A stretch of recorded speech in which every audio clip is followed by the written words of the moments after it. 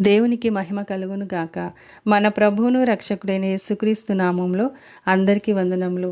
ఈరోజు పరిశుద్ధ గ్రంథంలోని వాక్యపఠనము ఇర్మియా 48వ అధ్యాయము 8వ వచనం నుండి 15వ వచనం వరకు. యెహోవా సెలవిచ్చినట్లు సంహారకుడు ప్రతి పట్టణము మీదికి వచ్చును, ఏ పట్టణమును తప్పించుకొన జాలదు. లోయ కూడా నశించును, మైదానము పాడైపోవును. మోయాబునకు రెక్కలు పెట్టుడి, అది వేగిరముగా బయలుదేరిపోవలెను. నివాసి ఎవడునూ లేకుండా దాని పట్టణములు పాడగును. యెహోవా కార్యమును అశ్రద్ధగా చేయువాడు శాపగ్రస్తుడగును గాక. రక్తము ఓడ్చకుండా ఖడ్గము దూయువాడు శాపగ్రస్తుడగును గాక. మోయాబు తన బాల్యము నుండి నెమ్మది నొందెను.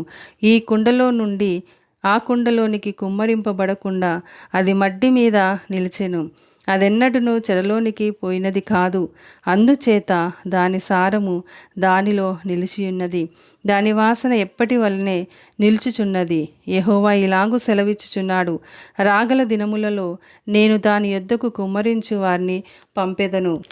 వారు దాని కుమ్మరించి దాని పాత్రలను వెలితి చేసి వారి జాడీలను పగలగొట్టెదరు.